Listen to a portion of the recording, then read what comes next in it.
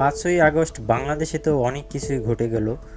ছাত্র আন্দোলন হলো, গণ অভ্যুত্থান হলো, বাংলাদেশ থেকে আওয়ামী লীগ পালিয়ে গেল, বিতাড়িত হলো, বাংলাদেশে কত মানুষের ঘরবাড়ি জ্বালিয়ে দেওয়া হলো, কত ব্যবসা প্রতিষ্ঠান ধ্বংস হলো, কত মানুষের জীবন জীবিকা বন্ধ হয়ে গেল।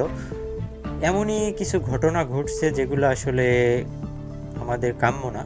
তো বাংলাদেশি পুলিশ প্রশাসনের উপর কিন্তু সবারই মনে একটা ক্ষুব্ধ ছিল, ক্ষিপ্ততা ছিল, কারণ তারা এই 15-16 বছর বাংলাদেশের মানুষের উপর অনেক ধরনের অত্যাচার করছে, যেটা আমি নিজেও তার মধ্যে ভুক্তভোগী, হয়তো আপনারাও অনেকে আছেন।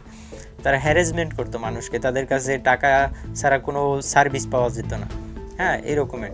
তো গণ অভ্যুত্থানের সময় যে পুলিশ যখন ফায়ারিং করে, তখন যে শেখ হাসিনার নির্দেশ ছিল তারা বলছে, তো সেখানে যে জনগণের মুখে যে ঘটনা ঘটে, যে কতগুলো পুলিশ যে হত্যা হয়েছে বাংলাদেশে, তা কিন্তু অনেকেই স্বীকার করে না, কিন্তু ঘটনা ঘটছে বাংলাদেশে।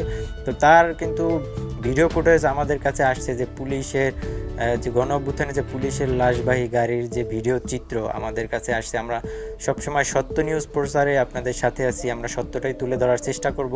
তো চলেন, আসলে মৃত্যু তো কারোই কাম্য না, যে কিন্তু যা দেখা যায় যে যারা বড় পুলিশ অফিসার ছিল তাদের কিন্তু কিছুই হয় না, যারা ঘুষখোর সুদখোর তাদের কিছুই হয় নাই।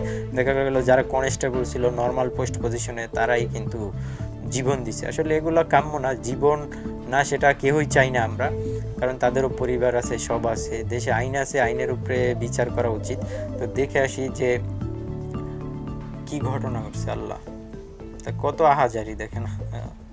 ভিডিওটা দেখলে নিজের হৃদয় কম্পন ধরে আর কি।